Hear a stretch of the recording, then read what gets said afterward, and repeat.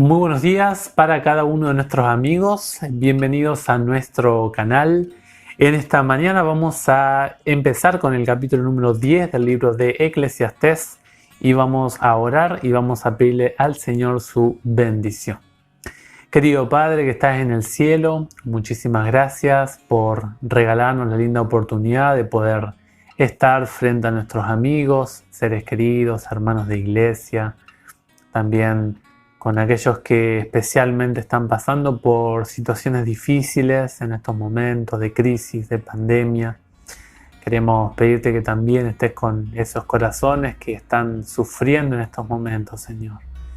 Y ahora especialmente que vamos a abrir la palabra tuya, oh Dios, pedimos por favor que el cielo nos acompañe, que nos enseñe, porque no somos dignos de hablar de este libro, pero el cielo nos da el privilegio de hacerlo. Te pedimos que lo hagamos para ti, con toda la gloria, la honra que a ti te corresponde, Señor. Oramos en el nombre de Jesús. Amén. El capítulo de hoy lo podemos titular Pensamientos, Palabras y Acciones. Este capítulo tiene una división de diferentes maneras. Yo lo dividí en 5 partes. Hablo especialmente del versículo número 1, que habla de la pequeña mosca. Luego en los versículos 2 y 3, que habla o hace un contraste entre el necio y el sabio. Los versos 4 al 7, que habla acerca de una injusticia social que vio el sabio. Luego del 8 al 11 da máximas diferentes de consejería. Y el versículo 12 hasta el versículo 20 habla acerca de las palabras.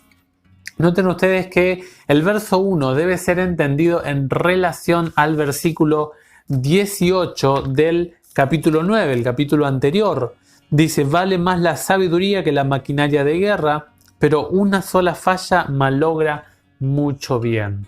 Y habla el capítulo 10, empieza en el versículo 1 con la consejería de la aparición de una mosca en medio del perfume.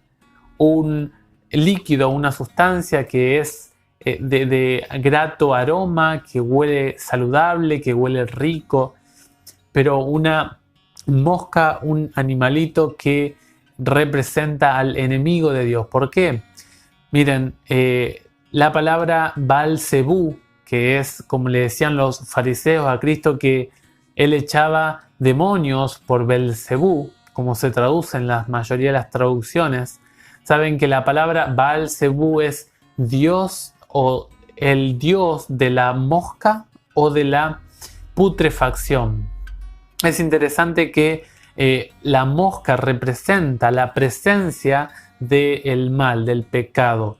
Y específicamente representa un tamaño pequeño, algo que arruina todo lo que hemos logrado. No importa lo que uno haga, no importa todo el bien que uno haya realizado. Un error, quizá una equivocación, un desliz displicente, casi imperceptible, puede llevarnos a la ruina. Las elecciones tienen consecuencias eternas, es cierto, pero también tienen consecuencias a nivel inmediato. Muy a menudo, se puede tomar una elección en un momento de descuido, de debilidad, que afectará algo muy grande en nuestra vida, algo que tomó mucho tiempo en construir, y podemos hablar de un matrimonio, podemos hablar de un mal negocio, podemos hablar de un sabotaje, de un chantaje, etc. Por desconocimiento puede pasar cosas tremendas. ¿Cuántos han caído en la Biblia por esta pequeña mosca? Podemos hablar de David cuando cayó con Betsabé, podemos hablar de Moisés. Por un pecado Moisés no entró a la Canaán prometida, a la tierra de Canaán. El rey Usías, ¿se acuerdan? Entró al santuario de Dios y por la blasfemia que cometió se llenó de lepra. También María y Aarón y tantos más, Ananías y Zafira en el Nuevo Testamento. Es decir que una pequeña mosca, la presencia pequeña del mal arruinó todo el plan que había hecho cada uno de ellos. Y es cierto que Dios perdonó a David, perdonó a Moisés, porque a Moisés le respondió, finalmente lo hizo entrar en la Canaán celestial, ¿no? Pero hubo consecuencias, hubo daños colaterales y eso es algo que nosotros debemos tener en cuenta. Que la pequeña mosca, la pequeña presencia o el ingrediente del pecado daña, lastima, nunca evita las consecuencias. Versículos 2 y 3 hablan del contraste entre el necio y el sabio. Habla de en la mano izquierda y el accionar de la mano derecha. La mano derecha hace alusión a un lugar de honor, de poder y de favor, mientras que la mano izquierda hace una referencia, o inclusive se llama la mano izquierda la siniestra, ¿no? La diestra y la siniestra es considerado el lado del mal y de la mala fortuna. Es decir que el lugar, la postura que toma tanto el necio como el sabio a lo largo de toda la Biblia demuestra las elecciones que toma cada uno de ellos. El versículo 4 hasta el versículo 7, allí se nos presenta la injusticia social, como hablamos al inicio, que se habla acerca en el versículo 4 del dominio, las emociones, el autocontrol, nos invita a cuidar algún impulso que se nos quiera salir cuando haya una situación difícil. Y el controlar ese impulso nos granjeará, o sea, nos dará como resultado la conquista de quien tenemos al frente, en este caso alguien importante. En el versículo 5 habla de un error civil que se ve en los ojos, que percibe el sabio Salomón. Y habla de que está relacionado a los cargos políticos de alta responsabilidad. Y los versos 6 y 7 explica un poquito más. Explica que hay personas necias, ignorantes, y no es una ofensa la palabra ignorante, simplemente que desconoce ciertos aspectos de la vida civil, que ocupan lugares, cargos, posiciones para los cuales no están capacitados. Él habla de que quizá a nosotros no nos afecta ver a algún pobre en un carruaje, en un Audi, en un BM, algo carísimo. Pero al sabio Salomón lo que nos está enseñando es que en este mundo, debajo del sol, ocurren cosas que son extrañas, son injustas y que no se esperan. Le causa como una especie de shock, de impacto mental al sabio lo que está él percibiendo. Y es muy triste el análisis que hace el sabio Salomón por el hecho de que cómo a veces son ocupados ciertos cargos, ciertas posturas, ciertas posiciones sociales, civiles, por personas que realmente no se merecen estar allí. Y eso es algo que al sabio le llama la atención. Los versos 8 al 11 hablan de los encantadores de serpientes. El versículo especialmente 8 habla de la venganza. Y hay un principio que ya hemos hablado en los proverbios, que es que todo lo que el hombre sembrare, eso también cosechará. Y es un principio de la vida que no se puede uno saltear eso. Allí está en Gálatas 6, 7 ese texto. Y saben, nos indica de que si nosotros hicimos algo malo o algo bueno, como por ejemplo Abel, que hizo algo bueno y no cosechó en esta vida, finalmente se le dará una retribución a ese hombre fiel. Es decir, que todo lo que nosotros hacemos, de una u otra manera, es interesante que la vida nos lo devuelve. Es un principio que está latente. En el versículo 9 habla de actividades que uno hace, las cuales nos hacen correr riesgos, y es necesario ser cuidadosos en ese sentido. Habla de piedras, habla de cortar leña, como unas actividades que nos pueden causar algún tipo de daño físico. En el versículo 10, si ustedes miran, dice el sabio Salomón: si el hierro está mellado, habla de la cabeza del hacha, y no lo afilan, es preciso redoblar las fuerzas, por eso es provechoso emplear bien la sabiduría. Aquí está hablando de, a veces es bueno, no tanta fuerza, a veces hay que parar, reflexionar, hacer una meditación reflexiva de la situación. Quizás es momento de sentarse a afilar el hacha, ¿no? A veces, estando en el bosque, aquel que hacha y hacha y hacha, le va peor que aquel anciano sabio que pasa un ratito más afilando el hacha y luego sigue, porque a veces no es tanto la fuerza, sino más la aplicación correcta de la sabiduría.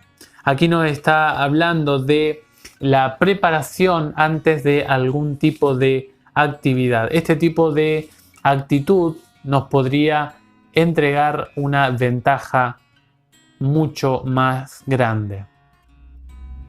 Y finalmente, los versos 12 al 20, no vamos a leer todos, vamos a hablar algunas cositas muy importantes, pero básicamente lo que nos habla estos pasajes es de las palabras y también de los descuidos, y también nos habla de los descuidos que por allí dañan la casa, el hogar. Habla de manera metafórica el sabio Salomón. Aquí habla de las palabras del necio y del sabio en los versículos 12 al 14, y dice que las palabras del necio es una persona verborrágica, es una persona que es incoherente, que no tiene la capacidad de poder razonar sus palabras, sino que habla de manera desmedida y se manifiesta su necedad por medio de las palabras. Lo que hay en el corazón se palpa por lo que dice. Pero las palabras del sabio, dice la Biblia, son gen, son gracia singular, son bondadosas, llenas de favor. Es la misma palabra que se utilizó allí en Génesis 6 para hablar de que Noé halló gracia ante los ojos de Dios. Es un favor que Dios le dio a Noé. Son palabras que edifican, palabras que destilan bondad, afecto, que construyen, que son palabras de calidad, como de un presente, un regalo para el que está escuchando. Los versos 16 al 17 le habla a los líderes, aquellos que tienen responsabilidades, cargos, que tienen gente bajo su mando, que les habla de aquellos líderes que no se cuidan para nada, que desde la mañana temprano despilfarran el dinero, dejan vacío las arcas del pueblo y finalmente lo que hacen es vivir de banquete en banquete. Descuidan la responsabilidad que les ha sido dada. Y el verso 17 nos habla de aquel que le llama noble, pero no es tanto de la realeza, no es que pertenece a la familia real, sino que se refiere a la excelencia de carácter y de conducta.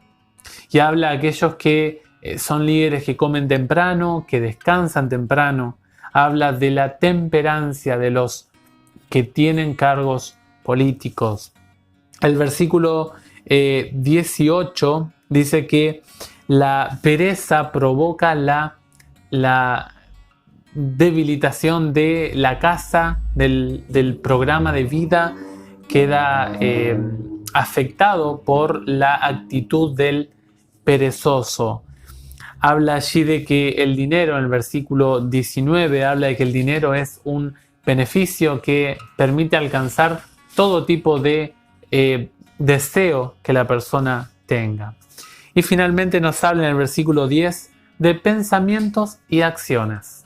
Cuidado con lo que habla nuestra boca, porque las palabras vuelan, los mensajeros están escuchando en todo momento y podemos traer dolor, traer tristeza que son innecesarias a la persona que está escuchando. La conclusión final, primeramente, reflexionemos en el capítulo 10 del libro de Eclesiastés, especialmente el versículo 1, creo que es clave, que nosotros podamos cuidarnos de la presencia de algún tipo de desliz moral que nosotros tengamos.